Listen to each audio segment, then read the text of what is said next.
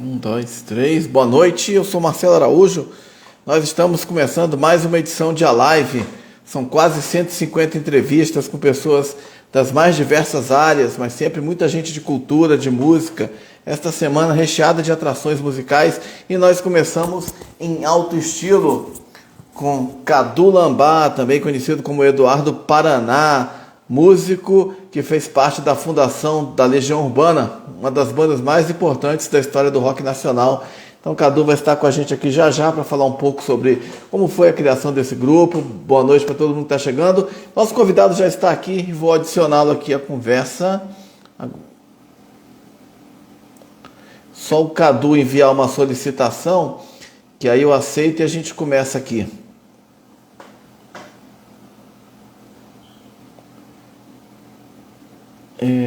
Ok.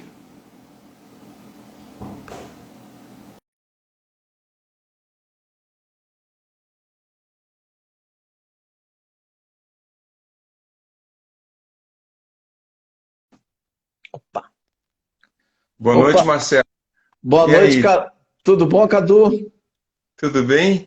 Tudo ótimo. Como é que você tá? Tô bem aqui, tô ao lado da minha semiacústica aqui, já está comigo já há quase 30 anos já, essa Yamaha. Hoje eu Ma- resolvi colocar ela em evidência aqui. Maravilha, maravilha. Cadu Lambá, também conhecido como Eduardo Paraná. Em primeiro lugar, queria imensamente agradecer a sua presença aqui hoje nesta live. É uma honra tê-lo aqui. Obrigado mesmo. Oh, obrigado. Eu também agradeço, sabe, Marcelo, porque a gente tem essa relação assim já de Brasília, né? Você foi a primeira pessoa que fez a crítica do meu primeiro CD, então eu tenho um carinho muito grande por você, pelo Obrigado. trabalho como crítico, sabe? Que eu me lembro que quando você fez a crítica do meu CD, você fez com muita propriedade e foi um CD que tocou muito em Brasília. Foi o quinto disco mais vendido em Brasília, imagina, cara. Disco de instrumental, né? Até tenho Uhum, até a gente conversa sobre isso, mas assim, eu tenho um uhum. documento aqui que está lá assim, Marisa Monte, alguns dois sambistas assim, e o meu disco em quinto foi o quinto CD mais vendido em 97 em Brasília. Então, daí todo esse carinho que eu tenho pela cidade, por esse disco, é isso aí. Poxa, muito obrigado aí. Fico honrado, agradeço aí as gentis palavras. Maravilha, temos muitas histórias para ouvir hoje. Dar uma saudação aí, boa noite a todas as pessoas que estão chegando. A Nani Isopo está mandando um alô para você aí. Ah, Nani de São Paulo, é isso aí. Tá certo. Cadu, vou passar a palavra para você então. Eu queria saber inicialmente como é que você decidiu se tornar músico, né? Desde quando que a música está presente na sua vida? Olha, assim, desde que eu me conheço por gente, porque eu me lembro que a minha mãe, como ela lecionava muitas horas por dia, ela lecionava na Escola Belas Artes aqui no Paraná, professora de piano, mas eu me lembro assim de eu neném assim, quase era uma coisa muito assim, a primeira sensação que eu tive com música. Eu me lembro que eu ficava no sofá vendo as alunas dela entrando e saindo do quarto dela onde ela lecionava. E aquela música, Marcelo, na verdade ela entrava, eu me lembro que ela entrava na minha cabeça e aquilo ia ficando cada vez maior assim. Quando terminava as aulas, as 5, 6 horas aulas que ela dava de música, eu sentia que meu cerebelo estava encharcado de música. Então, toda vez que alguém toca algum russo, algum compositor polonês, né, ou qualquer músico da Europa, da música clássica, eu conheço tudo assim de piano praticamente, desse piano clássico, né? Mas assim, eu me lembro que ela lecionava bastante os exercícios de piano e também os músicos da Renascença, do Barroco, música do século XX. Então tinha muito Eric Satie também, e aquilo também fazia parte da minha cabeça. Olha, não foi brincadeira, cara. Meus primeiros anos de vida foi piano o tempo inteiro. Uhum. Que maravilha, uma excelente iniciação musical, né? Ter sua mãe como professora de piano, né? Eu uma vez cheguei até a reclamar. que eu tive alguns anos, eu fui casado 3 anos com a filha do Francis Haime, que é um grande compositor brasileiro, né? E eu estava conversando com a minha sogra, com a Olivia Haime, sobre isso, daí estava até reclamando, eu falei, pô, Olivia, nos primeiros anos de vida foi muito piano, e ela falou, Cadu, você não pode reclamar disso jamais, né? Uhum. E realmente foi muito forte. Então, engraçado, e toda vez que eu vou que alguém me faz uma encomenda para eu fazer algum arranjo, eu sempre penso em ter piano, cara. É a coisa mais louca, porque eu trabalho guitarra, né, mas e Uhum. violão. Eu sempre estou pensando, sabe, nos 10 dedos ali, aquela coisa incrível mesmo do piano. Deve ser por causa disso, né? Uhum. O Legionários do Amor mandando um abraço para você, falando que Cadu é gente Olha, fina. ó, a responsabilidade, porque os legionários. Isso é uma história que a gente também vai conversar. Mas eu tenho muito respeito por todos os legionários do país. Porque eles conheceram o Renato Russo que eu não conheci. Eu conheci o Renato Russo de uma outra forma, né? Uma relação assim, mais de amizade, da obra, de trabalhar. Mas a forma como eles absorvem a obra do Renato Russo, eu tenho total respeito. Bacana, vamos falar disso sim. E, enfim, a sua mãe é professora de piano, e como é que você começou a dar os seus passos na música? E depois indo para o violão, para a guitarra, como foi esse processo?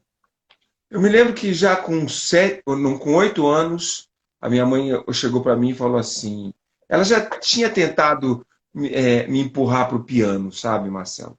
Daí eu tocava algumas coisas no piano, eu tinha aquela veia musical, minha irmã também. O piano era sempre muito presente lá em casa.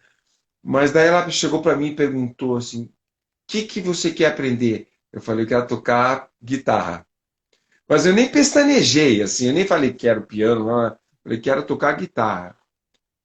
Porque realmente a sonoridade do piano já estava um pouco cansativa na minha cabeça. Então, eu me lembro que a minha professora de piano, minha primeira professora de piano, ela no primeiro dia de aula que ela me passou uma música, e no outro dia eu já estava tocando a música. E eu me lembro que o meu avô, minha família toda, eles ficaram me olhando meio de lado, assim, tipo, esse menino tem jeito, sabe? Porque foi fácil pegar o violão e sair tocando, né? Então, daí começou assim. Essa minha relação com o violão, ela começou já com 8 anos de idade, né? Uhum. E você falou que não pensou duas vezes, falou guitarra. Por quê? Você já curtiu o instrumento? Já via alguém tocando? Tinha um programa que pintava na televisão nessa época, quando essa época é anos 70, né? Não tinha muita coisa de música assim que aparecia. Mas tinha um programa chamado Sábado Som, e que esse programa é um programa importante, porque apareciam as bandas assim, e eu ficava sempre fascinado assim pelas bandas de rock, né? E as guitarras sempre tinham algumas guitarras diferentes, com os designers diferentes, aquilo sempre me fascinou muito. A própria ação do guitarrista mesmo no palco, cantando, assim, protagonizando, né? Então a guitarra sempre me fascinou, né? Daí existia sempre uma lenda que existia nessa época, que é uma forma errada de ver a vida, mas tinha a ver também, eu já vou explicar por quê. Porque as pessoas falavam assim: puxa, você quer tocar guitarra? Então comece a tocar violão, né? E hoje em dia a gente sabe que uma coisa é uma coisa, outra coisa é outra coisa, né? São instrumentos de 6 cordas, com a mesma afinação, mas com ajustes completamente diferentes de atitude, de repertório. Só que na época a coisa era tão assim, só o fato de ter um programa de rock aos sábados, para mim já aquilo já era tudo na minha vida, né? Com 8 anos de idade, imagina, já estava super vidrado naquela história de montar uma banda, né? Tanto é que meu pai me deu uma guitarra aos 10 anos e eu já saí atrás de montar uma banda, mesmo menino, criança, assim, eu já tinha essa vontade mesmo de montar uma turma e tal, né? Mas existia essa mentalidade que alguém criou, sabe, muito errada, né? Tipo assim, quer tocar guitarra, quer tocar violão, quer tocar guitarra, aprende a tocar violão, né? Daí a gente tinha que passar por todo um processo. Primeiro tem que estudar música erudita, ler partitura, né, para começar a pegar a guitarra e começar a fazer os primeiros acordes, que não tinham nada a ver com a música erudita. Então era uma confusão. E depois tinha uma outra mentalidade já aos 16, 17 anos, de que para você aprender a tocar improvisação, você tinha que entrar numa banda de baile. Meu Deus do céu, cara, isso era pior ainda. Porque os caras, não, você tem que fazer baile, você tem que fazer baile. Cara, baile é baile, entendeu? Rock é rock, jazz é jazz, blues é blues. Mas o baile era a única forma que a gente, na época, que a gente tinha de efetivamente utilizar a guitarra numa banda, né? E ganhando dinheiro, né? E ficar também ligado com o repertório. Então são coisas, são ajustes, é uma sintonia fina que a gente, com o passar dos anos, a gente vai aprendendo a discernir o que é realmente aquilo que não é, né? Só que nessa época eu não tinha a menor ideia de nada, né? Eu ia para onde viesse a informação, eu estava focado. Uhum. Que bacana. E você então começou a estudar o violão, a guitarra e deslanchou, enfim. É, eu dei uma deslanchada aqui em Curitiba, que eu morava aqui na Uhum. época, né? Tinha um ótimo professor de violão, Célio Malgueiro, excelente professor, que fazia com que não era, que você não só tocasse, mas cantasse. E isso foi muito importante para mim também, sabe? Essa ideia de que além de tocar, você tem que cantar. E é importante porque cantando você está exercitando o seu organismo, né, da voz, e você está ligado nas letras também, né? Então, é uma forma de você estudar inglês também, né? Então, eu tocava algumas coisas dos Beatles, esse tipo de coisa. Então, e como você falou, né? Eu dei uma deslanchada mesmo nessa época. E quando eu fui morar em Brasília, já com 13 anos, quando eu cheguei lá, eu já tocava guitarra bem, eu já tocava violão bem. Bem que eu digo assim, eu tinha destreza, tinha repertório, né? Uhum. Tocava Tim, tocava Tito Maggi, tocava Antônio Carlos e Jocafe, que era uma dupla muito conhecida na época da MPB, né? Gonzaguinha, eu já tinha um repertório, entendeu? Mas quando eu cheguei em Brasília, então isso foi até muito importante para mim, porque como eu cheguei, eu não conhecia muita gente na quadra, alguém descobriu que eu tocava violão, cara, no outro dia eu já estava popular na quadra, né? E isso para um adolescente é muito importante, né? Uhum. Curiosidade, qual quadra que você morava em Brasília? Morava na 111 Sul, 111. que era uma quadra importante assim da cidade, porque importante assim que eu digo assim que muita gente passava na 111 Sul, né? Então, todas as quadras são importantes, mas assim tinha umas figuras assim. Eu tive a oportunidade, engraçado, um dia desse estava me lembrando que eu desci para jogar bola uma vez com um cara que foi prefeito aqui da cidade e com um cara que foi governador, porque é coisa de Brasília, né? Em Brasília você acaba conhecendo os filhos dos senadores, dos deputados, dos Uhum. governadores, que também, com o passar dos anos, eles também se tornam políticos, né? Então, a 111 Sul era uma quadra de filhos de senadores, de chefes de escritório. Meu pai era chefe de escritório do Paraná. Então, eu tive a oportunidade de conhecer esse pessoal, foi bem bacana.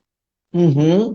E nessa época aí, você era adolescente, né? Você falou do programa Sábado Som. Se eu não me engano, posso estar errado, era o Nelson Mota que apresentava, né? Era Sábado Som? Olha, Hum. não sei, é uma boa Aham, pergunta. É bem capaz porque eu acho que essa coisa do rock nessa época eles estavam começando, era uma linguagem que estava entrando na televisão. Certamente, é bem capaz que o Nelson Mota fosse o diretor, alguma coisa assim, uhum, do uhum. programa. Vai procurar saber, porque é uma informação importante. A gente vê depois. Mas, Cadu, falando um pouco sobre suas influências, né? Você gostava de rock? Que tipo de som que você escutava nessa época, né? Você citou também música brasileira, né? Você tem formação clássica, né? Jazz, né? Um universo variado aí de referências, né? Olha, eu assim, eu tive essa coisa, primeiro com a música erudita, forçosamente, né? Mas assim, eu adorava ouvir rock. E eu me lembro que uma vez o meu pai me deu um dinheiro assim de uma mesada. Cara, eu saí correndo, entrei na primeira loja de discos, de tinha fita cassete, discos, né? Eu tinha ganho um gravador. Isso era com 11 anos, 12 anos. Cheguei assim, olhei aquela loja e cheio de gente, cheio de hippie, né, cara? Aquela coisa, aquele ambiente todo que eu ficava maluco com aquilo assim, as meninas sempre muito produzidas, né? Daí eu cheguei pro cara e falei assim, cara, eu quero comprar duas fitas, né, de rock. Daí o cara falou, quais? Daí eu chutei o nome, eu falei, inglês. Daí o cara me deu duas fitas, assim, ele entendeu alguma coisa, me deu do Rolling Stones e me deu do Black Sabbath. Ah, muito. Cara, foi o melhor presente que o cara deu até hoje. Tava lá, Saba, Bloody Saba. Que disco, meu amigo. Daí eu peguei os dois, levei para casa, peguei as duas fitas, botei na fita, no gravador. Meu amigo, aquele disco Saba, Bloody Saba é demais. Então minha vida no rock and roll começou assim, né? Ele podia ter me dado outras fitas, mas tudo bem. Eu comecei ouvindo Black Sabbath e Rolling Stones, né? Uhum. Depois tocando outras coisas, daí caiu Slade, Gary Glitter. Porque é interessante, cara, que nessa época, quando a gente entrava numa loja de disco, você encontrava o quê? Pink Floyd, Queen, sabe, eram as bandas que tinham, né? É, Led Zeppelin, custava uma grana, assim, comprar disco e tal. Eu sempre consegui alguma coisa emprestado, mas Elton John, essas eram as fitas que tinham na época, né? Mas era só coisa boa, né? Tinha um pessoal do segundo escalão, assim, que eu nem vou comentar, que se eu falar o nome das bandas, o cara vai acabar. Não, isso não é segundo escalão. Mas tinha umas podreiras, assim, né? Mas tudo era bem-vindo, né? Tudo. Uhum. Bacana, você gostava muito então, eu via muito rock and roll assim dessa época 60, 70, né? É, esse Uhum. estilo, essa linguagem mexia muito comigo, sabe? Essa coisa da contestação, isso já tinha uma coisa que eu mexia muito. Inclusive, tem uma passagem do meu livro, Marcelo, que eu Uhum. vou dar um spoiler aqui do livro. Uhum. Claro, claro, Essa, fica à vontade. antes de ir para Brasília, com 13 anos, eu me lembro que eu estava esperando o ônibus escolar aqui no sul, aqui em Curitiba, e era muito frio. E eu morava muito longe da escola, então eu era os primeiros alunos o ônibus era eu era um dos primeiros pessoas a entrar no ônibus. E tinha uma menina mais velha que eu, a Paula, que era uma gata linda, que coisa assim, aquela coisa de moleque, né, cara? Assim, Uhum. crush, né? E eu ia esperar sempre do lado dela, né, o ônibus, né? Ela me chamava, eu ficava do lado dela conversando. Daí parou um cara, bicho, uma manhã de Curitiba, ainda estava a aurora, assim, né? Dia, aquele dia daquela coisa linda, assim, aquele sol, assim, começando, né? A aparecer. Daí o cara parou um Maverick vermelho, assim, o cara mó playboyzão, cabeludão, assim. Daí chamou ela para entrar no carro, dela olhou para mim, assim, tipo, vamos, né? Tipo, eu entendi que o cara tava dando em cima dela e ela ficou com medo e eu fui de vela. Pô, bicho, isso às 7h30 da manhã, cara, olha só. Daí entramos no Maverick e o cara colocou uma fita cassete do Pink Floyd, do disco Animals. The Animals não, Animals. Que tem aquele porco na capa. Uhum. Meu amigo, quando eu cheguei no colégio, cara, eu era outra pessoa. Assim, eu nunca mais esqueci dessa sensação. Porque os solos do David Gilmour, eu lá atrás do Maverick, né, cara? E a Paula ali, e ele, o cara dando em cima da Paula, eu falei, pô, que legal essa história, né? Achando legal, assim, né, o moleque e tal. E saí do carro, entrei na sala, eu era outra cara, entrei na sala assim, já, sabe? Com os solos do David Gilmour na cabeça, esse disco é demais, cara. Esse disco Animals mexeu comigo, assim, deu um barato mesmo. Uhum. A Nani Zopo falando que quer um livro, né? Daqui a pouco você vai passar para a gente aí. Enfim, a gente vai falar especificamente do livro, né? Como Tá. comprar, como adquirir. O Zeu Ribeiro falando assim, Pérolas do Cadu, abraço, amigo. Sim, sim. Meus amigos aí, dando um abraço pro Zeu, pra Nani. Aham. Cadu, aproveitar que você entrou nesse assunto aí de guitarristas, né? David Gilmour, quais são os seus guitarristas favoritos? Olha, Marcelo, eu me apaixonei por todos os guitarristas, assim, com a sonoridade e a estética e tudo que eles trouxeram de bom. Quando eu falo assim, eu fiquei encantado, por exemplo, pela obra do Hélio Delmiro, que é um guitarrista brasileiro, quando ele fez aquele solo de Caçador de Mim, do Milton Nascimento, aquele solo de guitarra é maravilhoso, a ponto de eu frequentar várias aulas dele e cursos e tirar solos do Uhum. disco dele. Eu tirar, cara, eu não tinha como estudar, não tinha professor de guitarra. Então, o que, que eu fazia? Eu tirava os solos do material que vinha até mim, né? Mas assim, eu falei Hélio Delmiro por uma questão aí, um para citar um brasileiro, né? Assim, Uhum. mas, cara, os guitarristas ingleses, todos eles, Jeff Beck, principalmente os que tinham trabalho solo.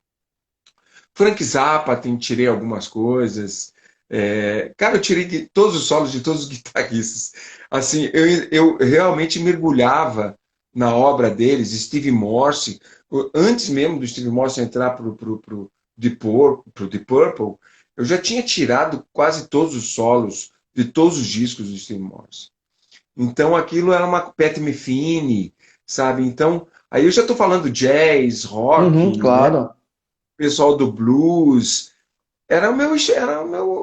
Não era só meu hobby, cara, era coisa assim, me enfurnava no quarto e ficava tirando solos e solos e solos e solos.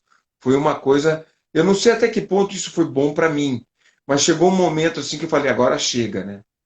Porque eu não estava também, era tanta informação que aquilo eu falei, não, agora chega. E quando eu dei um basta nisso, vamos dizer assim, nessa masturbação, né, que era, né, cara, Uhum. eu consegui dar um basta nisso, foi quando eu comecei a criar uma identidade musical. Então, foi Uhum. muito importante para mim ter feito esse trabalho de pesquisa. Muito importante. O Alex Santos está mandando um abraço para você.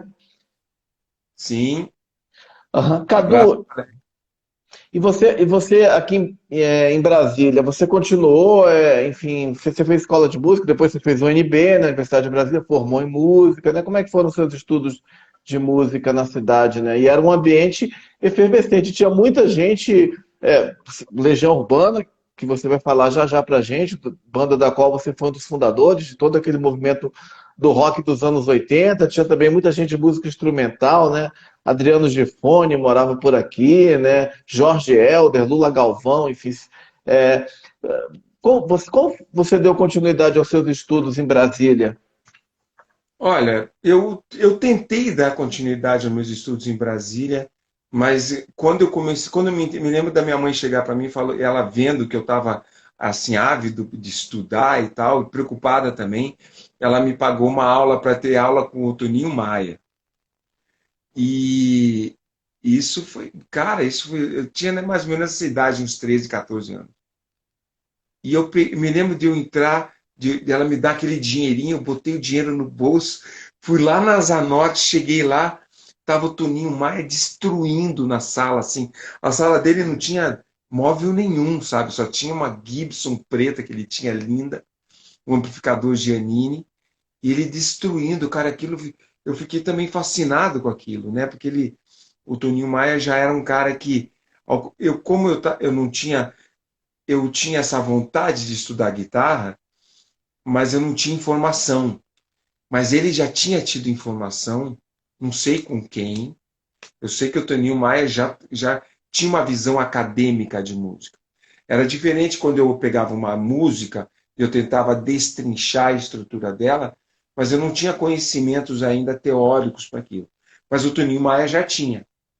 E, infelizmente, eu fiz essa aula com ele e ele falou assim, cara, eu não sou professor, cara, eu não sou professor. Sua mãe fez um contato comigo e tal, mas eu não tenho essa onda, meu negócio é tocar mesmo, valeu. Putz, cara, foi uma tristeza porque eu não tinha professor, né? Então, eu fui obrigado a ter que sair de Brasília para ir morar em Tatuí. Eu fui obrigado a deixar minha banda, que era a Legião Urbana, porque eu tinha interesse de estudar guitarra. E o único lugar que que eu sabia que tinha aula de sério era em Uhum. Tatuí, no Conservatório Dramático Dr. Carlos de Campos em Tatuí. Então muita gente me pergunta, por que você saiu da Legião? Cara, eu saí da Legião porque eu tinha mesmo interesse de aprender o instrumento, entendeu? E em Brasília, na época, não tinha nenhum professor, assim. Uhum. Mas foi assim, foi um pequeno período, porque logo depois o Nelson Farias voltou da DIT de Los Angeles, com muita informação, o Genil também, o Lula Galvão começou a aparecer, e eu estava lá em Tatuí nessa época, quer dizer, foi uma Uhum. pena mesmo, sabe? Mas eu acabei estudando com o Nelsinho também, foi bem importante. Uhum. Vou ler duas mensagens aqui bem rapidamente, do Fábio Sabino. Fala, Cadu, você é lenda do Legião Urbana, te admiro muito, abraço. E temos aqui também do Beto Alencar Martins. Cadu é um excelente músico, muito dedicado e um cara parceirão, conhece música desde criança, quando ouvia sua mãe ao piano, foi o que ele nos contou há pouco. Isso aí, a moçada de Brasília aí, um abraço a todos, meus amigos. Uhum.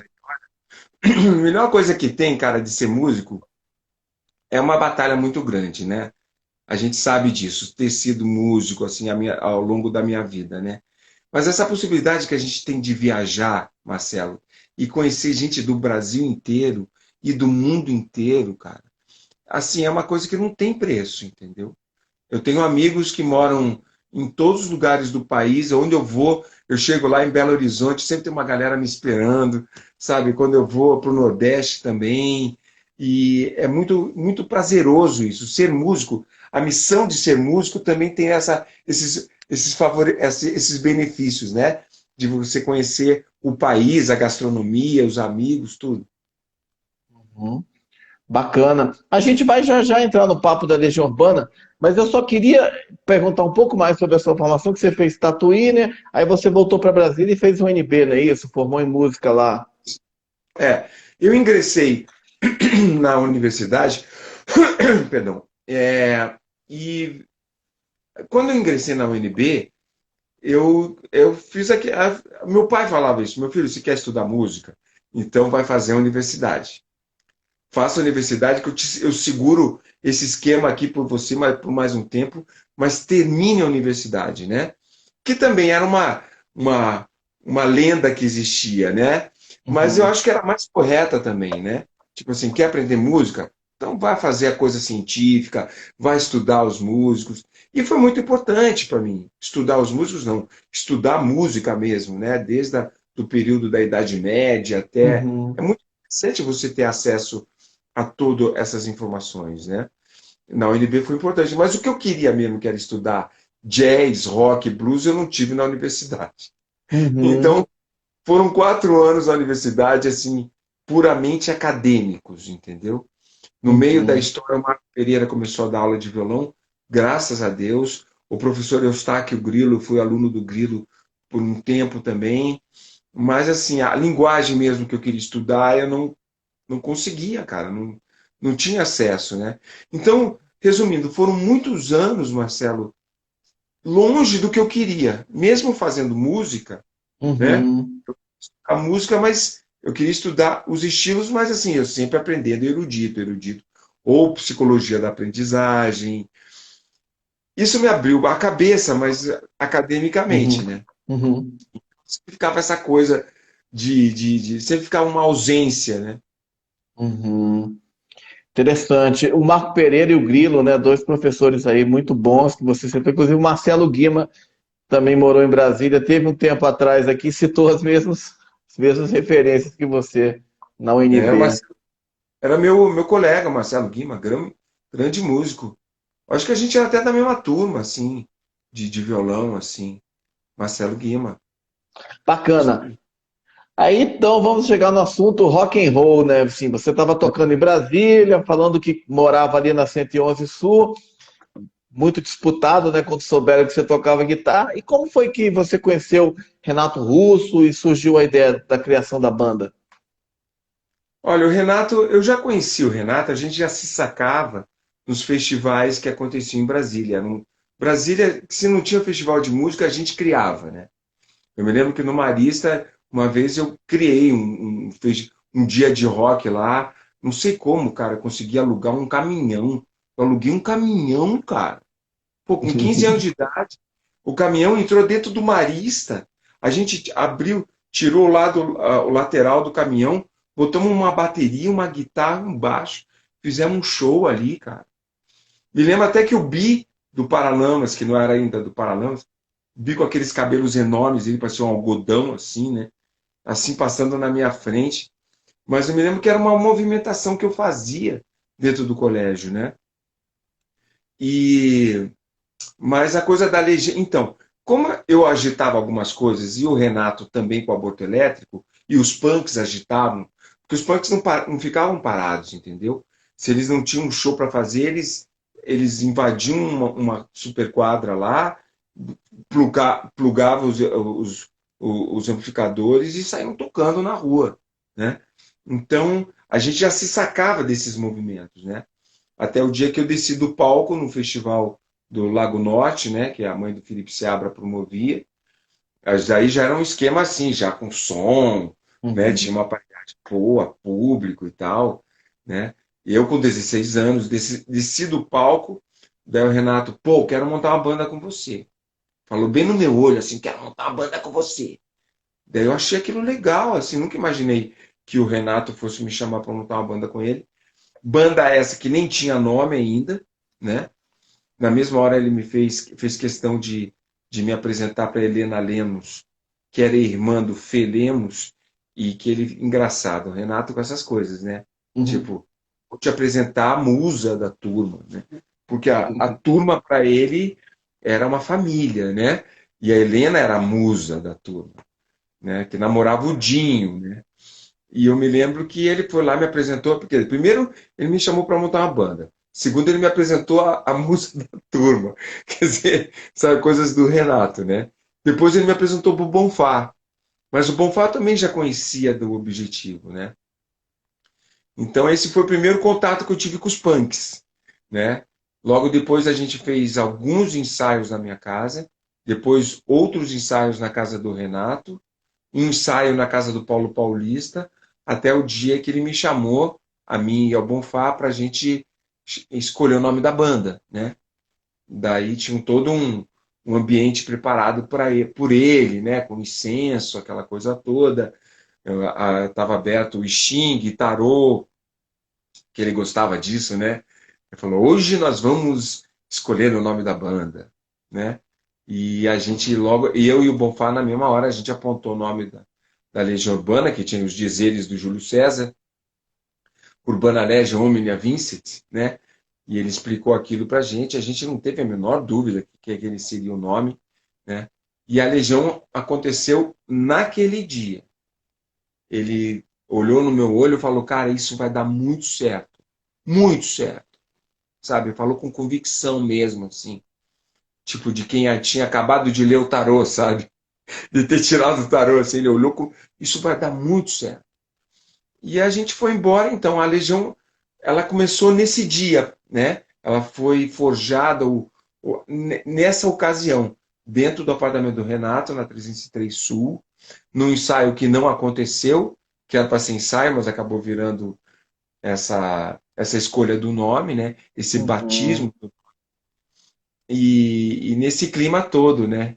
De Uhum. incenso e de tarô, e é isso aí, esotérico, né? Uhum. E vocês, você falou que ensaiavam, né? Era você, Paulo Paulista, o Bonfá e o Renato Russo, né? A formação original, né? A formação original era trio, na verdade. Era eu, Uhum. Renato e o Confá. Uhum. Daí o o Renato queria trazer um teclado para a banda, porque o Renato já estava focado nessa coisa da sonoridade das bandas punk. O Renato adorava as bandas punks alemãs, que flertavam já com aquela coisa do rock eletrônico, sabe? Tinha umas coisas assim. E ele ficava fascinado, mas fascinado. Lógico, a gente sabe do que o Renato gostava, do Joy Division, essas bandas, né? E que eram muito importantes. Mas assim, o rock alternativo alemão era o que ele mais pirava, os olhinhos deles brilhavam, assim. E esse rock alternativo alemão não tinha guitarra, tinha guitarra, mas a guitarra ficava em terceiro plano, entendeu?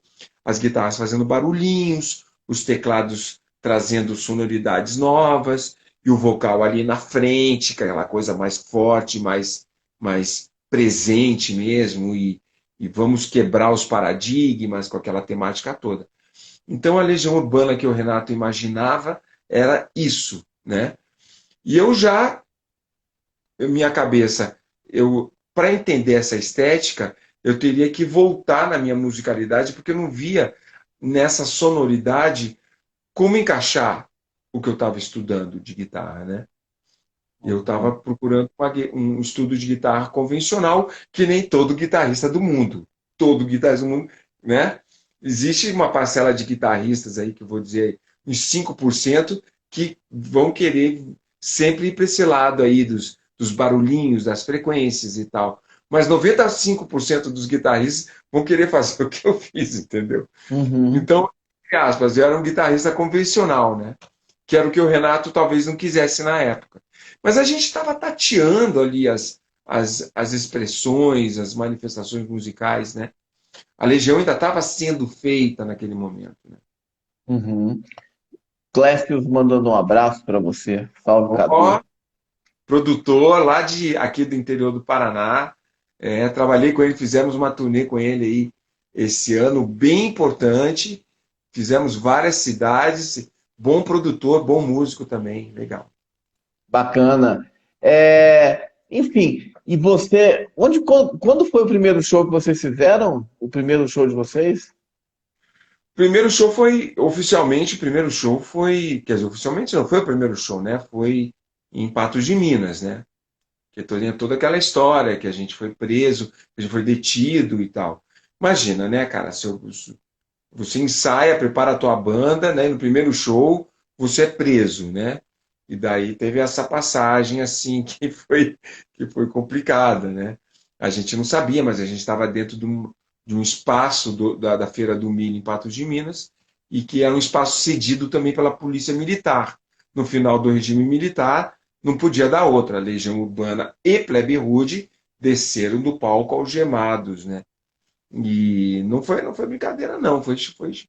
Foi punk. Bom, isso foi muito punk, né? Primeiro show sair algemado, mas por que aconteceu isso? Por causa da temática, né? A gente cantou em cima dos telhados, as antenas de TV, que já era música urbana, que já tinha essa temática da contestação muito forte ali, né? Renato Uhum. batendo forte. Deve a Plebe Rude só fez fechar, acabar com a festa, né? Mas tem uma passagem boa que eu não sei se tem no livro, eu acho que tem, não sei. Quem quiser, tiver interesse de adquirir o livro, tem muita história lá. Mas, assim, teve uma hora que o Shaolin, que era o produtor, que é meu amigo hoje, a gente, inclusive, vai trabalhar junto também aí esse ano, que são os 40 anos da Legião Urbana, de fundação da Legião Urbana, né?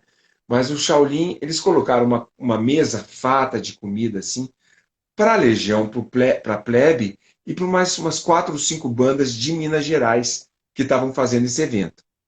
Daí o Renato, cara, o Renato sempre com aquele jeito dele, todo mundo com fome, né? Aquela testosterona, todo mundo garotão comendo. Pá. Daí o Renato olhou para o lado, olhou para a gente, olhou para os caras assim e mandou uma dessa, com essa, assim, tipo, olhando para os músicos de Minas, né? Os caras tudo cabeludão, né? E a gente ali, punk, né? Daí ele, oi, gente, eu me chamo Renato Russo, nós somos da banda Legião Urbana e somos de Brasília e tocamos rock and roll de contestação. Tudo bem com vocês? Cara, ninguém levantou a cabeça.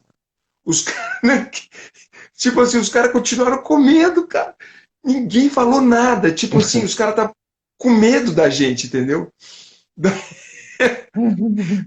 O Gucci, né, com aquele cabelo punk, né, Felipe Seabra, André Miller. Os caras estavam totalmente assim. E, e o Renato, e eu pensei comigo, pô, que feio, né, cara? Pô, o cara tá fazendo contato aqui, querendo trocar informação, mas ninguém falou nada, cara. Nossa, aquilo foi um fora tão grande, assim. É, coisas do Renato, né? E o Renato querendo trazer as pessoas, agregar, trocar informação. Renato já tinha essa sacada, né? Tipo, vamos nos conhecer, vamos nos fortalecer. Cara, os caras não deram um pio, cara, na mesa. Meu Deus, que vergonha. Quer dizer, eu fiquei com vergonha dos caras, né? Uhum, Fiquei com uhum, vergonha, não do Renato. Mas uhum. foi um clima esquisito. É. E, enfim, mas aí no final deu tudo certo, né? Conseguiram ser liberados, voltaram para Brasília, né? É, se é que foi uma coisa que deu certo, né? Mas assim, para a história da Legião, eu acho que foi importante porque foi um momento de afirmação do que a gente estava ali tocando, né, cara? Foi um momento de afirmação, sabe? Da volta do ônibus, eu me lembro que a gente, a conclusão que a gente chegou é essa, assim, eles podem nos prender fisicamente, mas prender as ideias jamais. Então Uhum, foi o primeiro show da Legião Urbana, eu considero o show mais importante da Legião uhum, nesse sentido de afirmação da temática que a gente estava usando, né? uhum. Legal, legal, com certeza, né? E ser, como é que se diz, perseguido, né, por determinadas pessoas é bom para o currículo, né? Não compactuar com determinadas coisas, né? Enfim. Exatamente. A gente estava vindo, a gente tinha ali uma ideia e a gente manteve a ideia, né? A ponto de colocarem a gente dentro de um ônibus e tipo assim, vão embora daqui, né? Uhum. Foi isso que aconteceu. Legal. E acho que assim, não tem como a gente dissociar essa conversa do lançamento do livro, né, escrito pelo Molina, né, enfim, no qual você é o personagem principal, é música urbana, né, sobre, enfim, queria até que você apresentasse o livro, falasse um pouco sobre como foi o processo de produção dele, inclusive como as pessoas podem adquiri-lo, né? E aí a gente vai continuar o assunto. Tem perguntas aí, o Eugênio de Brasília perguntando que músicas faziam parte do repertório desse show. Você pode falar também e apresentar o Tá? seu livro, o livro que foi lançado, é importante. Cara, Marcelo, você acredita, cara, que eu não tenho nenhum livro aqui em casa? Porque a gente está vendendo direto, assim. Porque a gente não está Uhum, vendendo editora, então as pessoas, quando querem, elas se interessam pelo livro, então procura lá no uhum, www.eduardoparaná.com.br, né? Daí o André Molina, a gente está vendendo ele nesse esquema pelo site, né? E toda semana ele vem aqui, traz uns 10, 15 livros, e eu sempre mando com dedicatória. A gente sempre tem esse cuidado. As pessoas falam assim: olha, eu vou comprar, mas eu queria que você fizesse uma dedicatória para o meu irmão. Daí eu faço uma dedicatória para a pessoa, sabe? Tem gente uhum. que não se interessa com dedicatória, mas todo mundo que compra o livro quer dedicatória.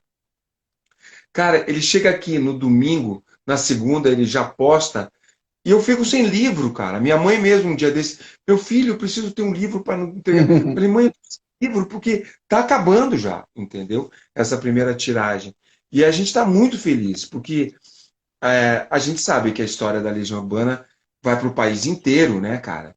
Uhum. Então a gente tem que proporcionar, a gente vai ter que fazer outras tiragens, certamente. Mas, enfim, sobre a sua pergunta. Ah, não, a pergunta do Eugênio, né? Você me perguntou mais alguma As- coisa sobre isso. é, Bom, você pode falar sobre. Ele perguntou quais eram as músicas desse show, esse show lá de Ah, Patos de Minas. não.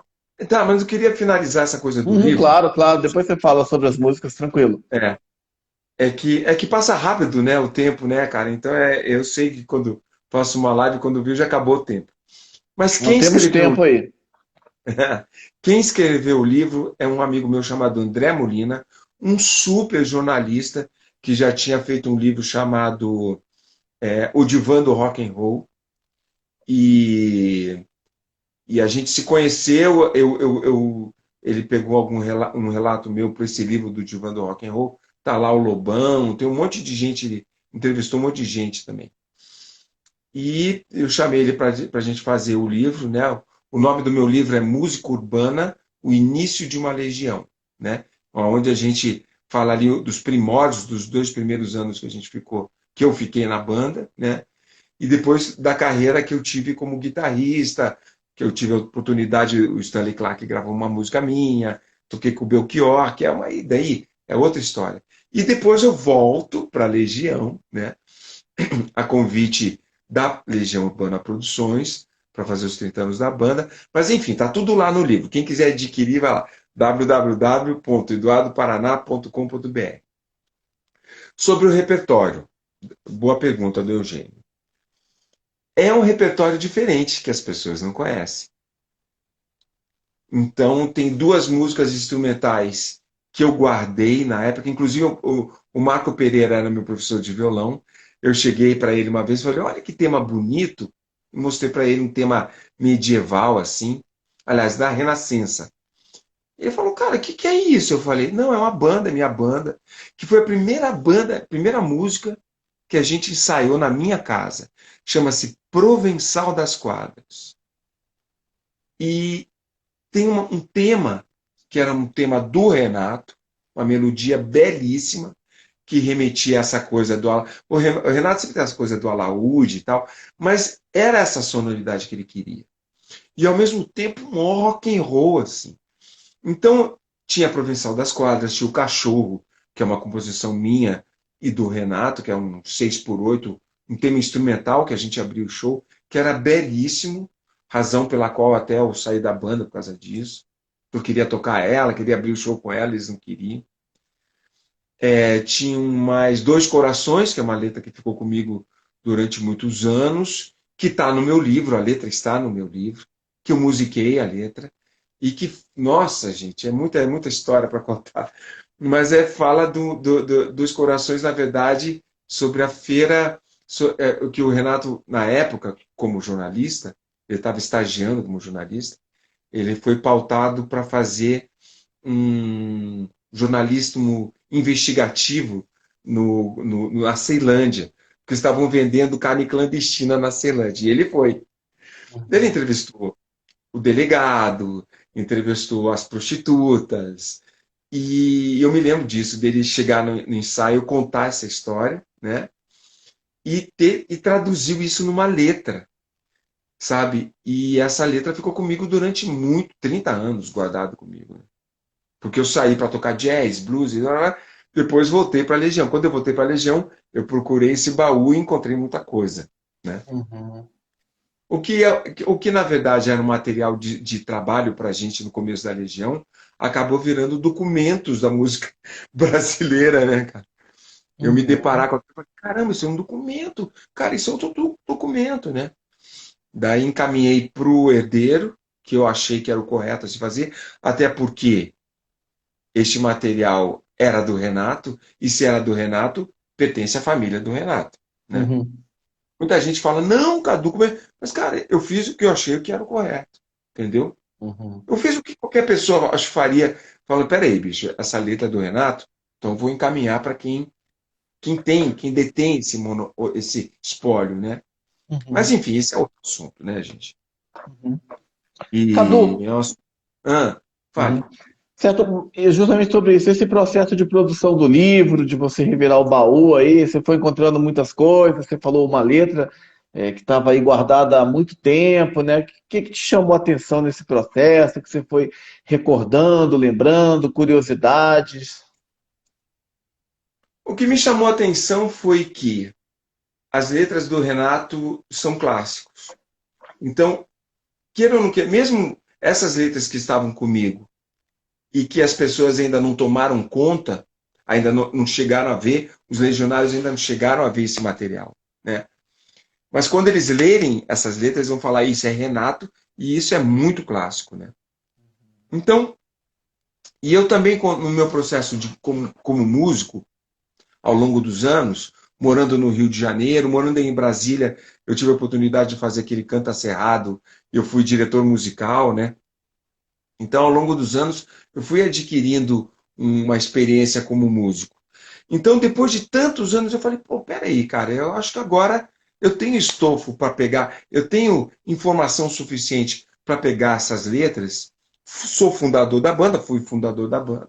Eu posso traduzir isso em música também, né? Uhum. E por uma encomenda que fizeram para mim, da parte da Legião Urbana Produções, eu acabei gravando no estúdio 12 músicas inéditas do Renato.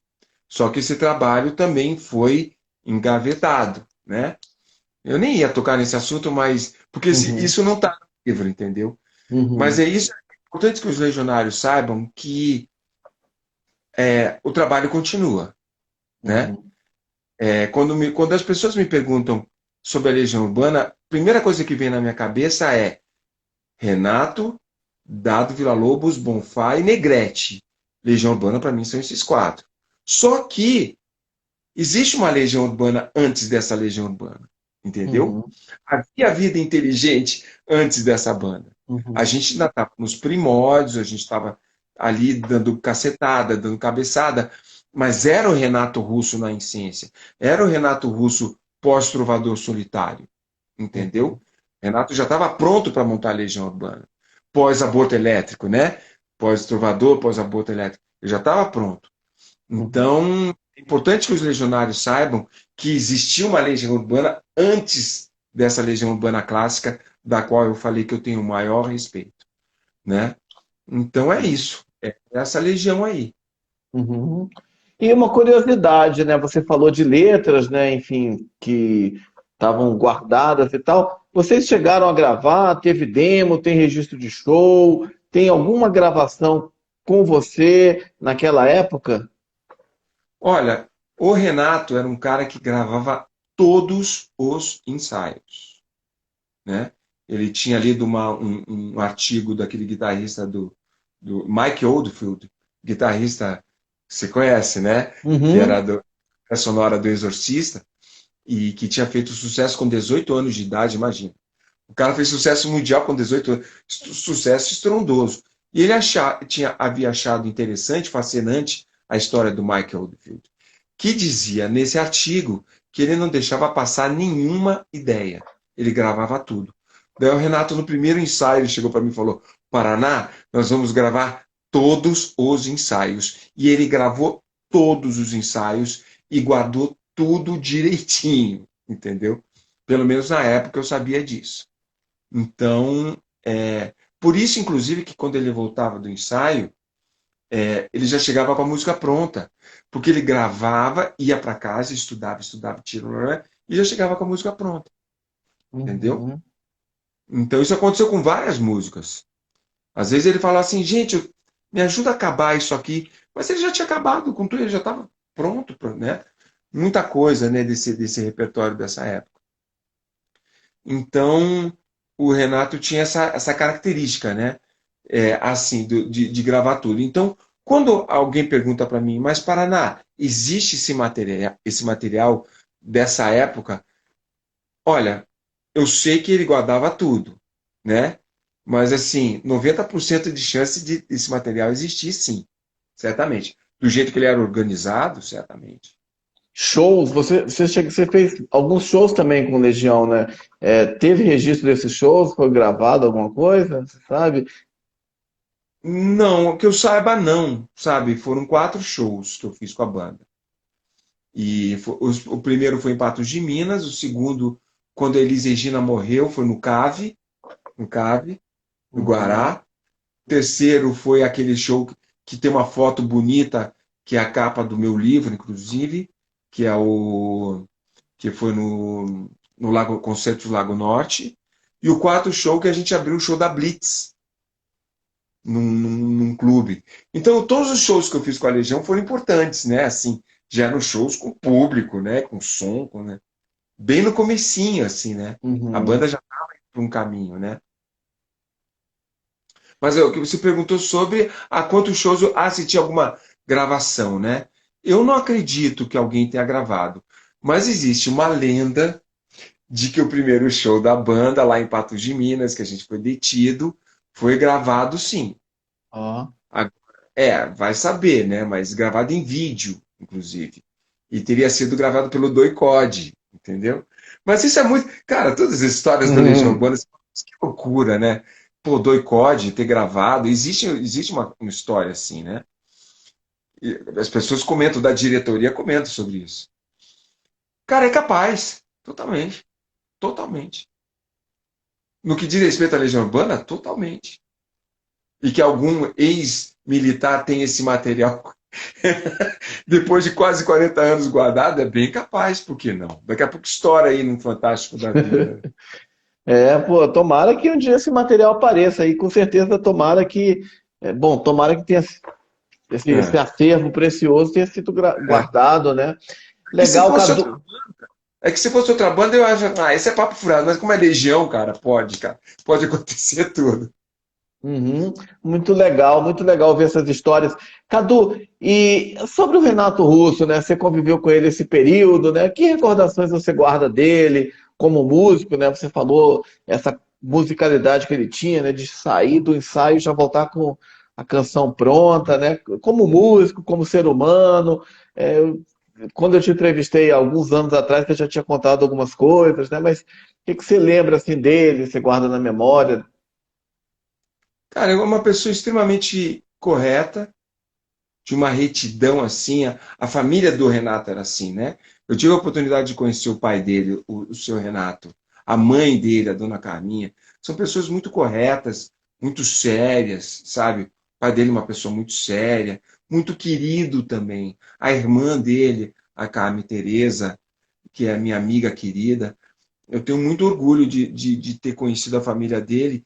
E o Renato é um cara, toda vez que alguém pergunta sobre o Renato para mim, eu divido o Renato em duas pessoas. Tinha o Renato festeiro, que era aquele Renato que fala, vamos para a festa, daí todo mundo para a festa. Vamos para outra festa, que era o cara que vivia suado de tanto dançar. E tinha o Renato visionário, que uma vez eu estava falando com ele quando eu chamei ele para gravar meu disco, o Last Blues, né? Que foi meu Uhum. primeiro disco. Eu chamei ele para gravar o disco, ele falou, tudo bem, Paraná, eu gravo sim.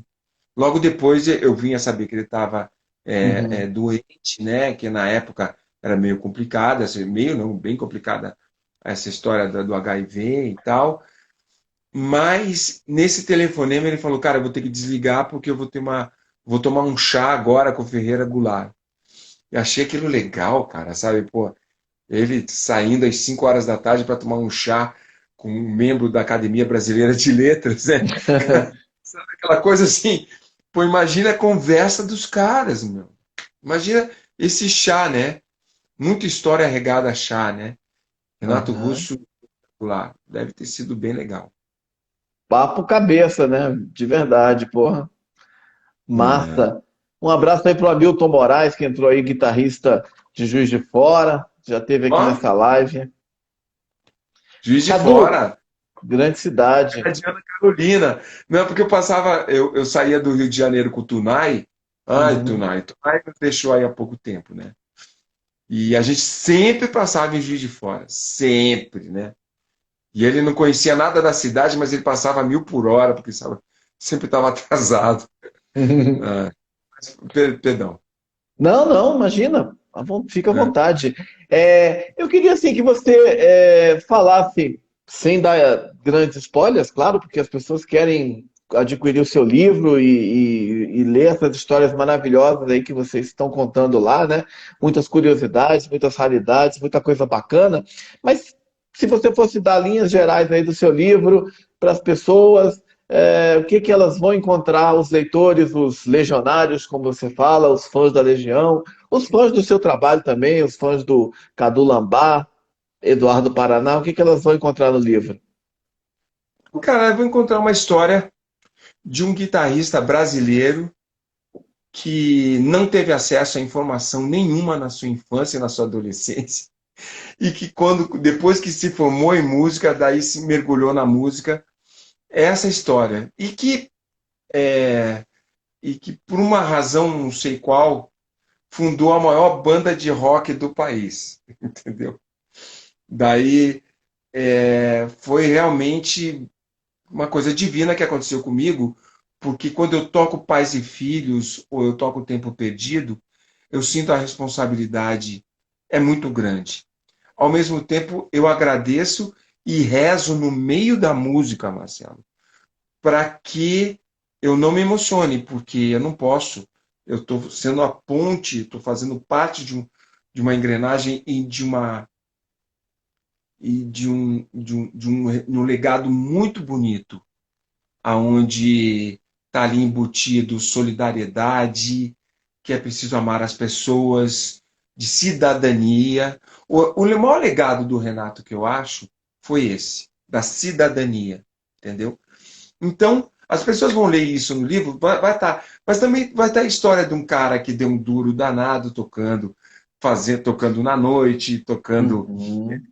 discos instrumentais, teve Stanley Clarke no disco, que é o maior nome do jazz, um dos maiores nomes do contrabaixo, né, Uhum. mundial. O cara gravou uma música minha, cara, né? O fato do Stanley Clarke ter gravado uma música minha é equivalente ao Bob Dylan ter gravado uma música da Legião Urbana, né? Só que muita gente não sabe, porque essa coisa do jazz, da música instrumental, ficou fadada a poucas pessoas, infelizmente, né, cara? Ela não explodiu do jeito que deveria. Não é uma linguagem que se tornou popular, né? A música instrumental.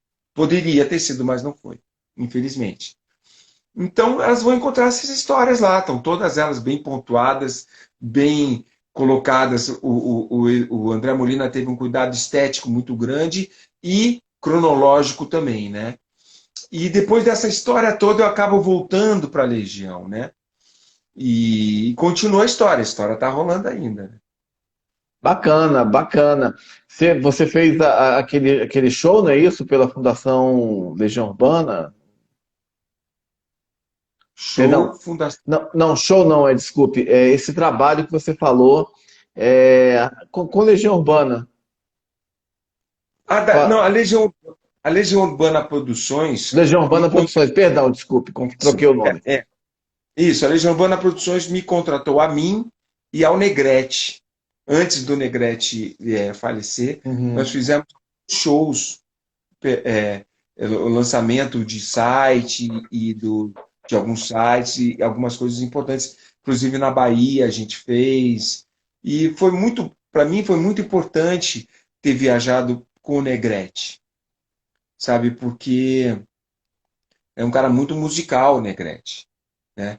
E ele já estava, mas infelizmente ele já estava assim, ele não estava 100%, né?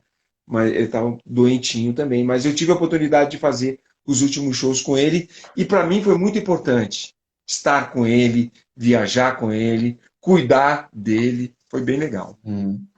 Bacana. E por que você saiu do grupo, Da Legião, da Legião Urbana, em 80, em eu saí justamente 82? porque eu tinha uma necessidade realmente de, eu estava vendo que havia uma pressão da turma que eu não ficasse ali na Legião, porque eu trazia, porque justamente eu queria me expressar guitarristicamente de uma forma, aquilo que eu falei, mais convencional, né?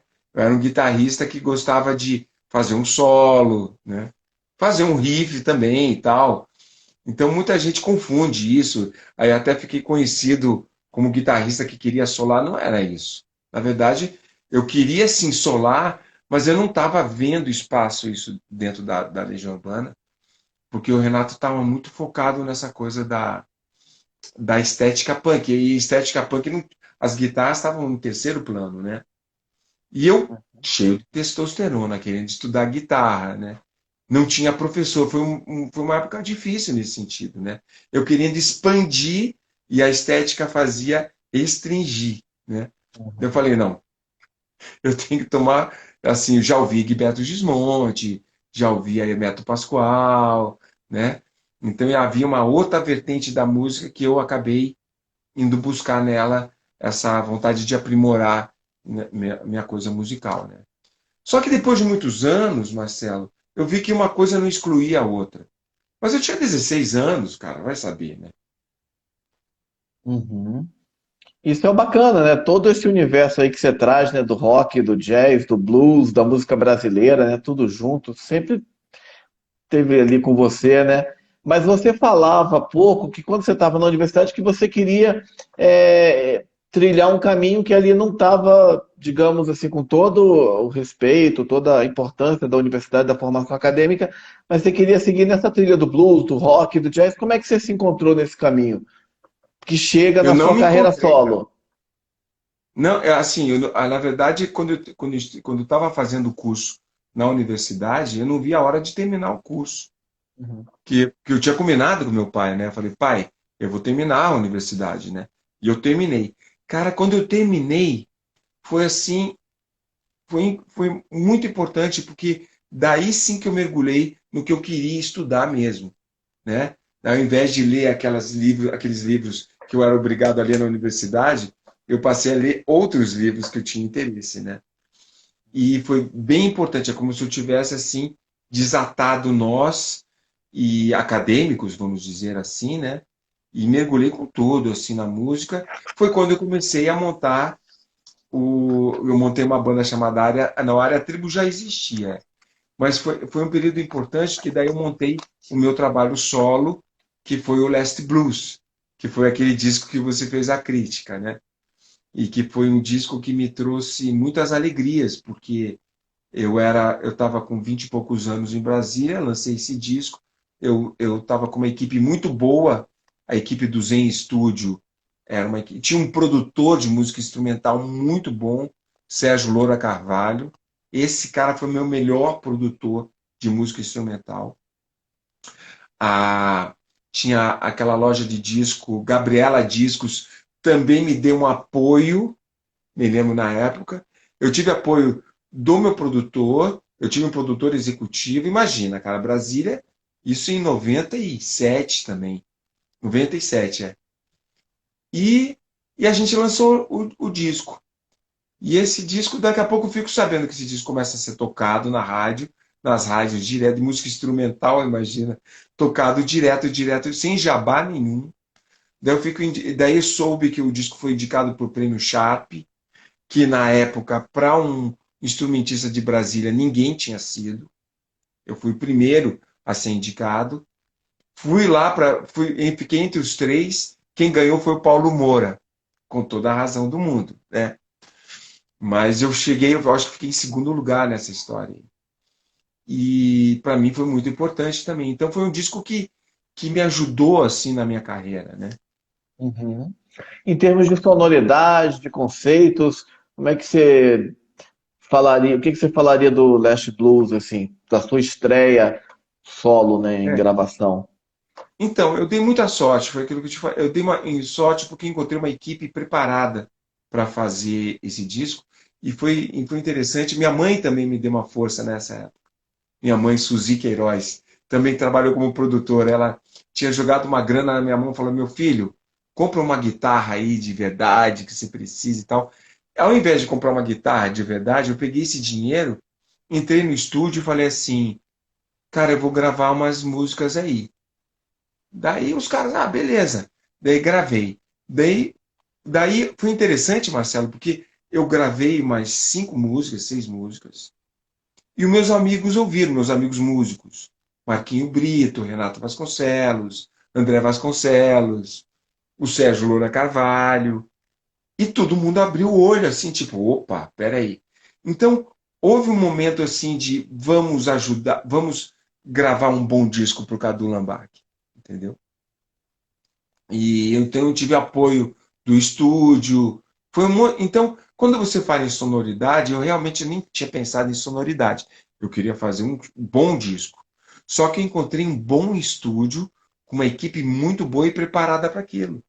Então o disco ficou realmente com uma sonoridade importante, né? E ficou bonita por causa disso. Eu encontrei uma boa equipe. Senão estava frito, cara. Isso acontece, geralmente acontece nos primeiros discos dos artistas. Você pergunta sobre o primeiro disco do artista, o cara fala assim: putz, cara, nem ouço aquilo, entendeu?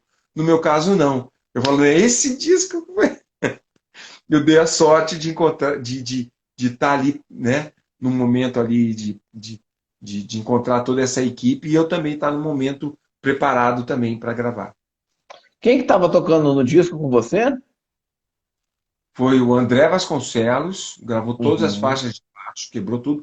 Ah, não, desculpe, o André gravou todas, menos uma faixa, que foi o Arthur Maia, né? O Arthurzinho gravou uma faixa, quebrou tudo, mandou um vocal lindo, chama-se Tribal o nome da música. Lindo, lindo, lindo, lindo. Daí o Leander Mota fez a bateria, o Marco Brito, tecladista, né? O Marquinho gravou todos os teclados. Inclusive, a gente criou um departamento de teclados nesse disco, porque o Uhum. Leonardo Brandão, o Léo Brandão, trabalhava no estúdio Zen e tinha uma salinha do lado, né? E eu me lembro que o Léo falou assim: não, o que o Marquinho precisar, eu tenho aqui. Cara, quando a gente entrou no estúdio do Léo, tinha inúmeros teclados, assim. A gente teve a oportunidade de estar, assim, à frente da tecnologia, né? Também tive sorte com essa questão do teclado. Marquinho Brito, Leander Mota, André Vasconcelos, eu, guitarras e violões, Ademir Júnior no sax, Uhum. o Paraíba, Moisés Paraibar no trompete, e o menino que eu escrevi todos os arranjos, né? De sopros. Esqueci o nome do rapaz do trombone. Mas essa foi a banda. O Facchini fez uma participação bem importante, Uhum. o nosso amigo Facchini, né? E quem mais? Cara, e o Batata na percussão. Aí, essa foi a banda que tocou. E o Arthur Maia, participação especialíssima. Super banda, pô. Só fera, né, cara? Não, Paraíba, e o André, cara, o André, André. 18 anos de idade, bicho. O André gravou o disco com 18 anos de idade, foi direto pro Djavan. Verdade, Ele pô. saiu daqui pro Djavan, só isso. Verdade, só super músicos. Inclusive É. você. É, tem uma pessoa aqui, acho que ele é de fora. We are the mods 97, dizendo: Can you say hello to my brother Jack Enough? Pedindo pra você mandar um alô aí pro Jack Enough. Acho que é falou que é o irmão dele. Seu Ah, fã aí é? de fora aí. Yeah, man. Massa, massa demais. E você divulgou o seu disco e tal, algum tempo depois você mudou para o Rio de Janeiro, né? O que que te levou para o Rio? Como levou muitos músicos, né, que moravam em Brasília, acabaram indo, você citou o caso do André Vasconcelos, né? Enfim, o próprio Leonardo Brandão também foi, né? Muita gente foi Sim, para muita lá. gente. E você também É porque, foi. Uhum. é porque existia. A gente sempre soube. E é até legal você ter tocado nesse assunto, porque eu posso falar sobre algumas pessoas muito importantes de Brasília. Sempre houve uma conexão entre Brasília e Rio de Janeiro. Essa conexão era muito forte. Quando eu falo conexão é porque o Vitor Santiago já tinha saído, que era o Periquito, né? É, e já estava tocando, já estava arrasando, tocando com um monte de gente. Tinha gravado O Tempo Não Para, do Cazuza. E o Vitor já morava já no Rio de Janeiro. Mas a gente, todos os nossos amigos que tinham chegado num determinado nível em Brasília foram para o Rio, né? Adriano Gifone, Jorge Helder, o Periquito, Milton Guedes, né? A gente não pode esquecer que os maiores riffs de saxofone desse país, do Lulu Santos, são do Milton Guedes. E que é um músico que as pessoas acham, mas o Milton toca sax, mas o Milton toca harmônica muito, cara, sabe? É um cara que eu já vi ele tem discos dele tocando harmônica que ele destrói. Então, são os instrumentistas de Brasília. Então, como a gente tinha, o Renato Vasconcelos já tinha feito turnê com a Bethânia, né? E o Nema tava na banda do Ivan Lins, o Marquinho Brito estava na banda do Ivan Lins. Então, tinham amigos nossos que já estavam fazendo parte desse, tocando com esses músicos, né? E o André Vasconcelos no Djavan, né? Todos esses caras eram da nossa turma, né? Daí eu me lembro que eu estava casado na época, minha ex-esposa falou, ó, a gente vai ter que sair daqui, cara. A gente tem que sair daqui. E ela estava certa, sabe?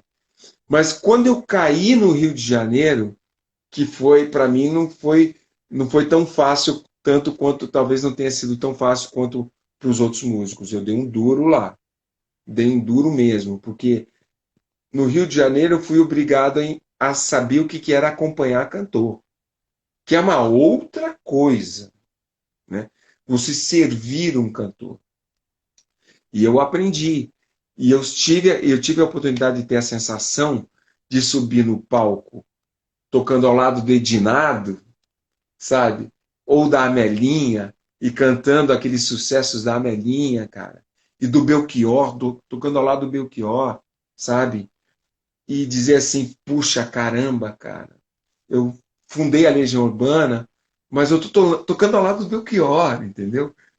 Que é uma outra sensação, é uma outra estética, é uma coisa do Ceará, entendeu? Sabe? É uma forma de brasilidade diferente. É uma guitarra, são guitarras e sonoridades diferentes. Mas é Brasil, né? Então, isso foi bem legal. Ter ido morar no Rio de Janeiro e ter tocado com esses caras, e foi para mim foi muito importante porque daí eu senti que como instrumentista eu fui para um outro, eu galguei alguns andares, né? E me sentia bem ao lado dos músicos também, de viajar com eles, todos eles com grau de excelência, era bem legal. Estar dentro de uma van ao lado daqueles instrumentistas não tem preço, meu amigo, não tem. Muito bacana. Inclusive, o Zeu tinha perguntado, eu deixei essa pergunta mais para frente, ele tinha perguntado há um tempo atrás sobre como foi a experiência de tocar com Belchior, né? Ele está citando agora Ednardo aí. É Você uma falou do brasilidade Belchior. forte, é uma brasilidade muito forte e só sucessos, né? Só sucesso. E aprender, e é interessante que quando você viaja com esses artistas, por exemplo, o Belchior, pelo menos comigo e com a banda, ele era bem reservado, entendeu? Ele não era um cara muito da festa, não. E ele. Mas só o fato de estar conversando com ele, almoçando com ele, sabe? Isso não tem preço. É uma coisa assim. Realmente não tem preço. Mas eu tive a oportunidade de tocar ao lado de outros cantores Uhum, representativos. O Tunai, da Baby do Brasil e tal. Eu falei do Belchior porque eu acho o trabalho dele tão importante quanto o do Renato, sabe? uhum, E por isso que eu respeito ele bastante, assim. uhum. Você também tocou com o Vitor Bilioni também, né? Como é que foi essa parceria aí, né? Com o Vitor Biglione foi agora, recentemente, há 2 anos atrás, a Uhum, gente um DVD muito importante, produzido por um produtor aqui de Curitiba chamado Miguel Zatar, do Ponto Z, e foi muito, muito importante, assim, porque o Vitor Biglione, daí a gente já vai falar de música instrumental, né? Mas o Vitinho tinha gravado 2 discos maravilhosos. Acho que você fez uma crítica também sobre esse trabalho, não fez? Do Vitor Biglione com o Andy Summers. uhum. Eu entrevistei os dois em duas ocasiões, É, quando eles tocaram em Brasília, no Conjunto Nacional e no Gates, né?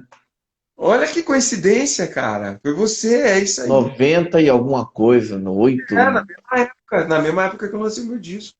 foi. E, e eu tenho essa coisa com o violão de aço, né, cara? Eu adoro tocar violão de aço. E a gente teve essa oportunidade. Assim, daí a sonoridade desse DVD que eu gravei do Vitor Biglione eu propus a ele da gente fazer a mesma sonoridade do disco que ele tinha gravado com o Andy Summers. Para quem não Uhum. sabe, é o guitarrista do The Police, né? Então o Vitor Biglione gravou 2 discos lindíssimos com o Andy Summers. E eu sempre quis chegar pro Vitinho e falar, Vitinho, deixa eu fazer a parte do Andy Summers, né? Daí ele falou: Não, Cadu, faz a tua parte, cara. Vamos tocar outras coisas, né? Mas foi Uhum. interessante. Esse DVD aí a gente vai lançar logo, logo, se Deus quiser. E a sonoridade é bem parecida, realmente, com aquele duo ali. E o Vitinho quebrando tudo, né? Pô, o Vitor Biglione, pra mim, pô, É muita referência, né, da guitarra, né? Uhum. Fantástico. E qual que é o repertório dessa parceria sua com ele, que vai estar nesse DVD? Só standards, assim. A gente tocou, a gente gravou um tema do Miles Davis, Nardes, que é um tema, um arranjo bem bacana, assim. E eu gravei Carinhoso, né? Gravei. Ele fez um arranjo bonito lá de Minas Gerais também, dos artistas de Minas Gerais, de Milton Nascimento. Ele faz um medley, assim, sozinho, no número lá.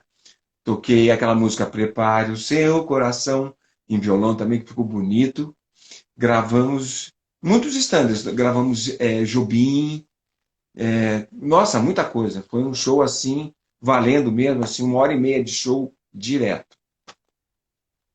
Nossa, que fera. Então, torcendo aí para esse DVD chegar aí para a gente poder adquirir, né? Legal. Cadu, e falando um pouco, o Eugênio fez uma pergunta aí que eu vou emendar sobre o seu segundo disco, né?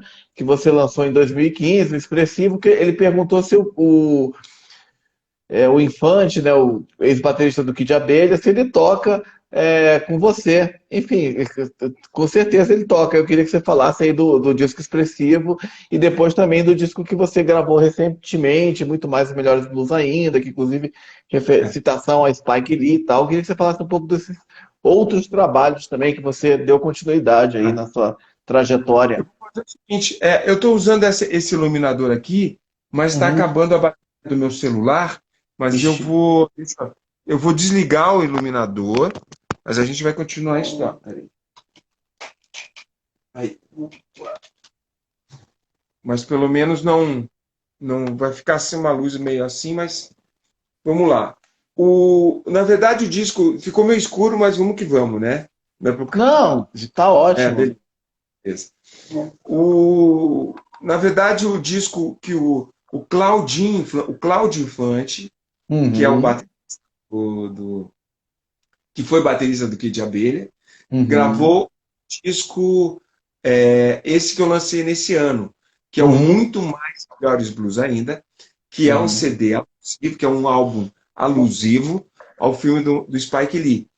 E é interessante essa história, porque eu me lembro que nos anos 90, eu cheguei em casa cansado, assim, de um ensaio, liguei a televisão, daí tocava aquela música, né? Tá, tá, tá, dê, que sempre tocava na Globo no final, assim, que era, a- é, enfim, o último filme da Rede Globo, né?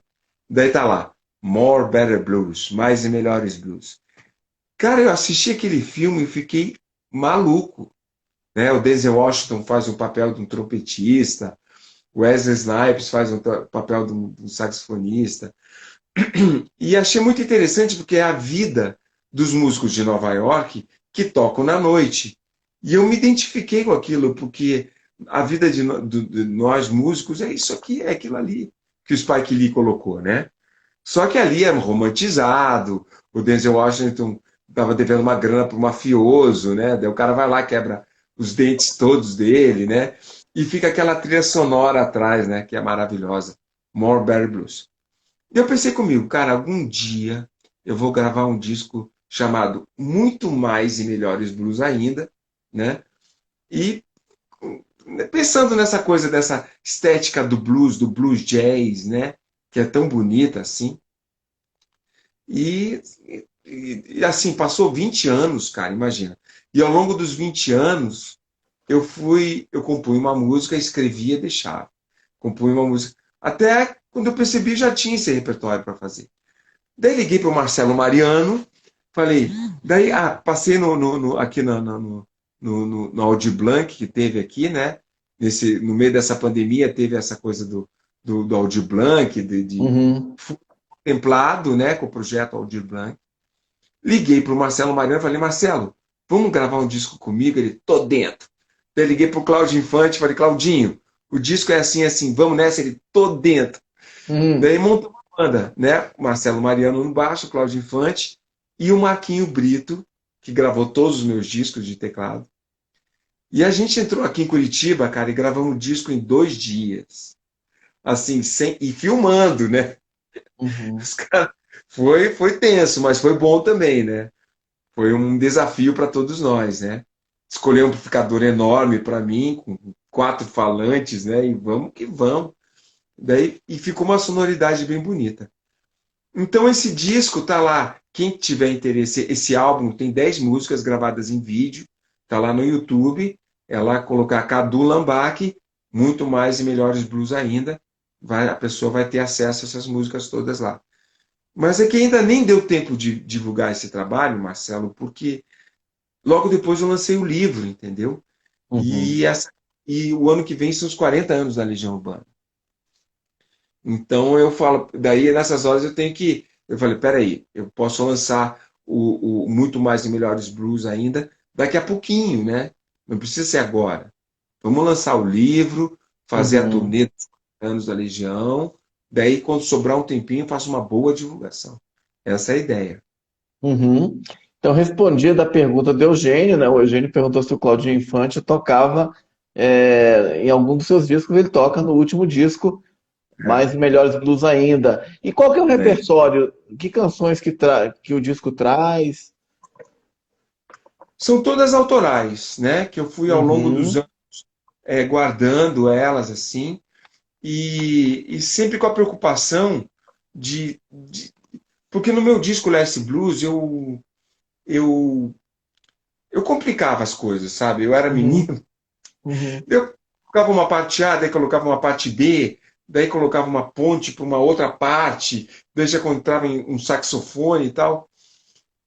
Mesmo assim, as pessoas acham que o meu disco Last Blues é um disco pop, né? Assim. Mas esse disco, Muito Mais e Melhores Blues ainda, eu fiz questão de fazer, trabalhar as estruturas com menos elementos, para trazer ele mais palatável, até porque o blues tem essa característica. E eu estou muito focado nisso, até porque o Renato Russo chegou para mim assim, Paraná, você vai enveredar para o jazz? Eu falei, vou. Ele falou, você tem certeza? Eu falei, tenho. Ele falou assim, uhum, então não deixe de tocar o coração das pessoas. Porque ele estava preocupado com isso. Porque foi uma época em que o Hermeto Pascoal fazia shows de 3 horas, entendeu? Com solos de 20 minutos. Então ninguém não aguentava aquilo. Aquilo ali era uma. Mas foi um período também que a gente passou, né? uhum, Então eu me lembro do Renato me dando esse toque e isso ficou na minha cabeça até hoje. Assim. Toda vez que eu vou gravar um disco, eu falo, não, eu tenho que deixar isso palatável, sabe? Eu uhum, tenho que colocar o CD para tocar e perceber se a criança está curtindo, sabe? Se uhum, as não necessariamente quem é uma pessoa que teve acesso ao jazz para entender, não. Eu quero que a minha música seja entendida por uhum, todo mundo. Já é a linguagem instrumental, portanto não formal, né? Então, é isso, basicamente é isso. uhum. E o expressivo? Como é que foi o expressivo? O conceito dele, gravação, músicos que tocaram? O expressivo é aquele filho do meio, né? Que ficou meio assim, né? Mas foi um disco que eu gravei na Biscoito Fino. Tive a oportunidade de ter gravado. Quem que gravou? Foi o William, um baterista, Williams Mello, um grande baterista do Rio de Janeiro, gravou. Quem gravou? Nossa, foi uma banda. O André Neiva, grande baixista, gravou esse disco. O Cláudio Infante gravou algumas faixas também. Marquinho Brito gravou todas as faixas, né? Mas foi um disco que o problema do expressivo é que ele demorou muitos anos para terminar. Eu comecei a gravar ele em 2005, eu terminei ele em 2015. Então não é o mesmo Cadu, entendeu? Uhum, Isso, isso não foi legal para mim, porque eu ter começado em 2005 e terminado em 2015, passaram-se 10 anos, cara. Todo mundo muda em 10 anos, né? E eu me lembro, e por isso que eu fiquei tão feliz com esse último disco que eu gravei em 2 dias, uhum, sabe? Porque é um disco que eu vou tocar ele durante muito tempo, porque eu ainda estou vivendo aquilo, né? uhum. Mas o Expressivo é um disco muito bonito, foi gravado, tem participações da Luanda Cosette, gravou em Portugal, uns vocais, botei umas crianças cantando. Eu sempre coloco criança cantando um monte de coisa, né? E tem solos muito bonitos ali, tem muita coisa. É um disco que eu tenho, é um disco importante. A única coisa chata é que ele demorou muito tempo para sair. Isso é uma coisa que me incomodou um pouco. Uhum. Ó, uma curiosidade minha é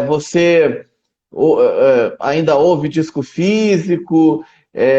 Você tem vinil, CD, ou você é mais de streaming? Como é que é a sua relação hoje com a música mais? Cara, eu tenho saudade daquela época que eu chegava em casa e botava um CD e ia fazer uma comida, sabe? Ia fazer. Não tem mais isso.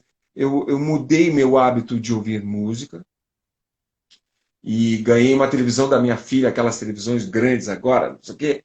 Então eu chego em casa e eu coloco assim, tipo assim, Scott Henderson, né? Eu adoro Scott Henderson, que é um guitarrista importante. Daí eu vejo o Scott Henderson gravou semana passada, fez um show semana passada lá num, num festival. Daí eu tô vendo o Scott aqui na minha frente. É como se ele estivesse na minha frente aqui no vídeo, né? Então Uhum. eu modifiquei essa forma de consumir música. Antes eu gostava de ouvir e botar um CD, né? Hoje eu já ligo a televisão, já vejo o cara tocando na minha frente, né? Mas eu não acho que seja a melhor forma de se consumir música. Música eu acho que é aquela forma que a gente ouvia antigamente, né? Botava um Uhum. vinil assim, ia fazer outras coisas, chamava os amigos para ouvir o CD em casa, Uhum. né? Comprava o último disco do YouTube, botava o YouTube, falei, galera, vamos ouvir esse último disco do YouTube, né? Então virava uma festa, né? A gente não vive mais isso, a gente está vivendo um outro momento, né, planetário, né? E que não é aquele momento, mas é um momento interessante também, porque esse estímulo de você ter uma televisão grande, que você pode ver o cara na tua sala praticamente, também é um estímulo interessante, né? Uhum. Você tem ainda disco físico, vinil, CD?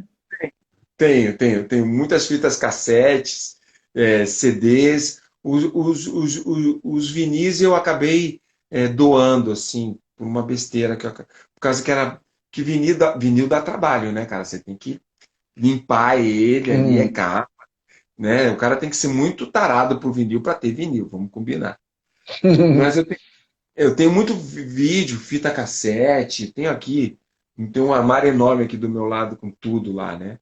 Uhum. E esperando que apareça alguma mídia que eu consiga consumir tudo isso, né? E ver isso de novo. Mas está tudo guardado aqui. Bacana, muita informação. O Eugênio está fazendo uma pergunta aqui. Enfim, você já falou do assunto, né? Quantos shows você fez com o Negrete no último ano de vida dele? Ele conseguia ser operacional como músico? O Cadu até falou disso há algum tempo, mas acho que você não falou quantos shows você fez com o Negrete. Foram muitos? Negrete, com o Negrete, eu acho que eu fiz uns 4, 5 shows. Mas eu tive em outras oportunidades com ele, porque aconteceram. Foi no lançamento do filme Faroeste Caboclo. Teve um almoço importante lá em São Paulo, com os atores e tal, e eu estive com ele. E nessa oportunidade eu estive com o Negrete, não como músico, mas como amigo. Então eu Uhum, passei a tarde inteira perguntando tudo pro Negrete. Cara, eu tive assim, porque eu não, quando ele entrou na banda, eu já tinha saído, né? uhum. Daí eu tinha algumas dúvidas, assim, dúvidas técnicas, assim. Negrete, como é que foi a gravação daquele disco e tal? Daí ele me contou tudo. E coisas que eu não posso contar. Uhum, Infelizmente, cara, eu não posso, né? uhum. Esse iconoclasta demais, assim. Faz Mas o parte. Negrete, mas ele guardava um rancor, assim, em Uhum, relação aos grandes, né? Era uma uhum, coisa forte, assim, né? uhum. Mas não larguei do pé dele, cara. Fiquei a festa inteira do lado dele perguntando. E o Negrete, cara, tinha outra característica, assim, quando ele já estava assim, antes dele vir a falecer, ele era um cara que você estava conversando com ele, daqui a pouco ele começava a falar sobre outra coisa, completamente aleatório, mas que tinha a ver com o que você estava falando. Essas coisas assim, cara. Assim, ele mudava de assunto, mas começava a filosofar, daqui a pouco voltava para o assunto.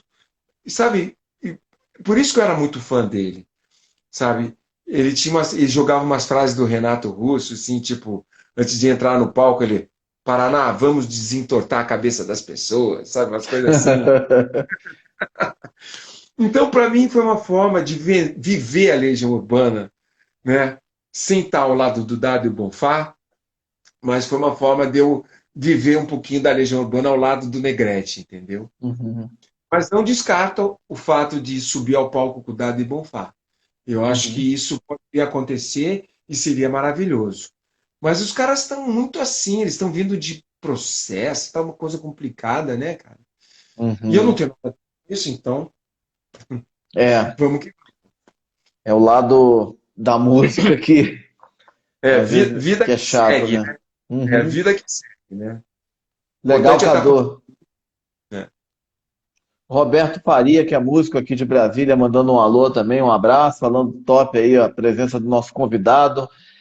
Eu queria saber um pouco, Cadu, sobre os projetos para 2022, né? Como é que a pandemia afetou seu trabalho? Você também morava no Rio, né? Voltou para o Paraná, né? Como é que foi essa mudança? Enfim. Eu tive que voltar para cá e estava lá no Rio de Janeiro e tal. Eu tive que voltar para cá já bem. Foi antes da pandemia, né? Bem antes. Uhum, Questões familiares, tudo. E, cara, e Curitiba sempre me acolheu. Apesar de ter nascido aqui, eu tenho um carinho enorme pelos músicos aqui. Existem músicos muito bons. Existe um mercado noturno de música noturna muito interessante, né? Então, eu gosto de tocar jazz cigano. De vez em quando eu saio tocando jazz cigano, sabe? Umas coisas assim. Tem espaço para isso. Tem pessoas que ouvem jazz cigano em Curitiba, entendeu? Então é uma cidade que me acolheu nesse sentido, sabe? E, bem, 2022 é um ano que, graças a Deus, quer dizer, eu acho que essa última manifestação desse vírus aí que tá, né? Não vou nem falar o nome dele, cara. Não vou nem falar que uhum, fala em confinamento, nem falo aquela outra palavra também, entendeu? Tá acabando, eu tenho essa percepção, sabe? Se vier outro, que venha, mas a gente vai estar mais preparado, que foi o que aconteceu. Então, eu acho que 2022 será um ano importante, porque a gente vai assistir muito show, vai acontecer muita coisa, se Deus quiser. Eu acredito nisso, sabe? E são os 40 anos da Legião Urbana, né? Da fundação da maior banda de rock do país.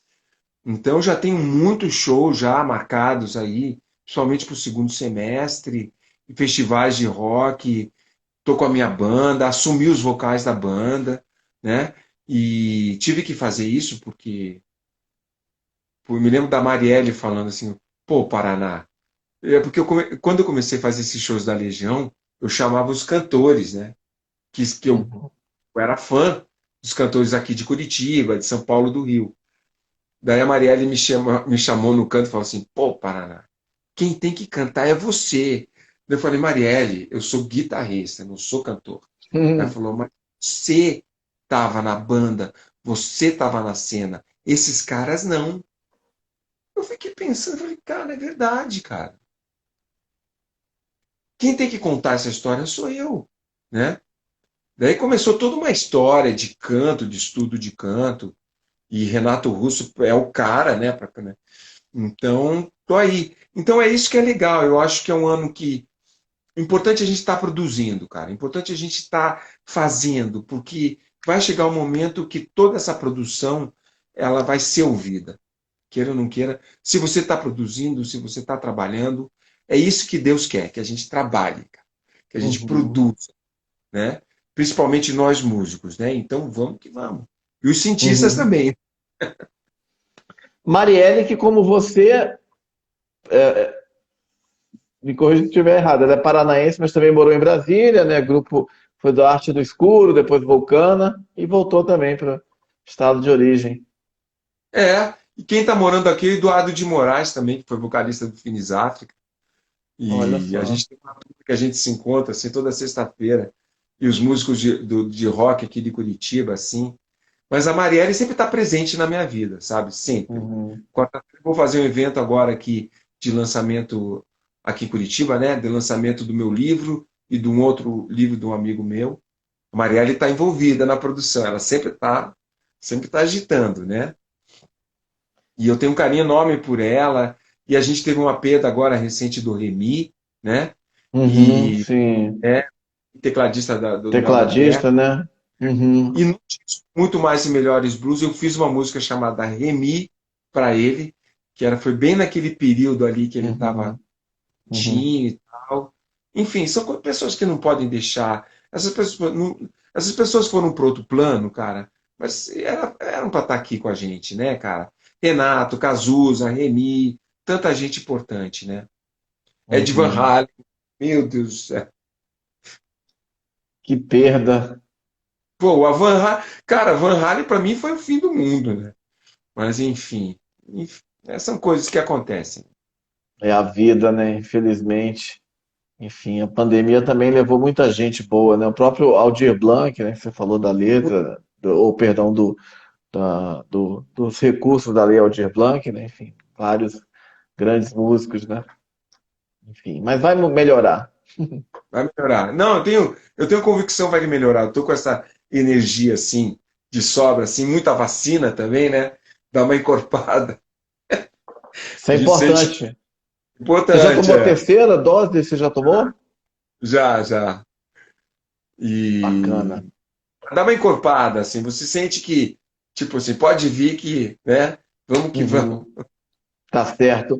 Cadu Lambach, eu queria te agradecer imensamente por essa live maravilhosa que você nos proporcionou hoje. Tantas Ô, mas histórias assim fantásticas assim sobre a sua carreira solo, sobre a sua iniciação musical, sobre o seu período de aprendizado, suas influências, a Legião Urbana, claro que jamais poderia estar de fora dessa conversa. Você foi um dos fundadores dessa que é, como você falou, a maior banda de rock brasileira, né? Enfim, participou, conviveu ali com o Renato, lançou o seu livro, que tem tantas histórias importantes sobre esse período, né? Enfim, falou da sua carreira solo, suas influências, né? Você é um cara que está no blues, está no jazz, está no rock, está na música popular brasileira, está em várias frentes, no jazz cigano, fantástico. Pô, muito obrigado, assim, uma honra ter você aqui hoje. Valeu demais ter você aqui. obrigado, obrigado, Marcelo. E é isso aí, né? Foi em 97 que você fez uma entrevista comigo pela Rádio Cultura de Brasília, Jornal de né? Brasília também. No Jornal de Brasília também. E estamos nos reencontrando de novo. E vamos nos reencontrar de novo, que certamente pretendo lançar um disco de jazz aí logo, logo, com uma galera bem legal aí, e a gente vai estar se falando, certamente. Nossa, quando eu fiquei muito feliz quando você topou participar, aceitou o convite, uma honra ter você aqui. Eu queria agradecer imensamente também a todas as pessoas que entraram ao longo dessa live aí. Estamos com quase mais de 100 minutos de live aí de conversa com o nosso convidado de hoje. Obrigado, gente. Obrigado a todas as pessoas que participaram. E mais especialmente obrigado ao nosso convidado, Cadu Lambach, também conhecido como Eduardo Paraná, also known as Eduardo Paraná. Muito obrigado, parabéns aí, sucesso aí para os seus projetos, que 2022 seja um Obrigado. ano aí de muitas realizações para você. Com certeza será, porque você não para, né? Você está sempre a mil produzindo aí, eu acompanho o seu Não, trabalho. A gente não se é, vê há muito tempo, mas eu não deixei de acompanhar e ver as coisas que você tem feito aí ao longo dos anos. Parabéns e sucesso sempre. obrigado. E eu trouxe a gordinha, hoje ela esteve comigo o tempo inteiro aqui, ó. Olha que linda, hein? Essa é uma Yamaha que eu tenho, mas ela tá braba comigo, porque por isso que eu coloquei ela em evidência aqui, porque eu tenho usado muito a Fender, sabe? Daí Uhum. eu saio de casa para tocar com a Fender e a Fender é mais magrinha, né? Daí eu passo aqui na cela, ela nem me olha. Daí eu falei, não, hoje eu vou botar ela em evidência aqui para ela ficar mais tranquila. Só pedindo para ser tocada, É. dedilhada. Tá Então é isso, certo. Marcelo. Valeu. Cadu, muito obrigado mais uma vez. Valeu demais. A gente tá ligado aí nas suas realizações, nos seus trabalhos. Vamos acompanhando aí que muita coisa boa vem pela frente. Brigadão demais. Uma boa noite e até breve. Até breve, irmão. Valeu. Boa noite a todos. Valeu. Valeu. Tchau. Tchau.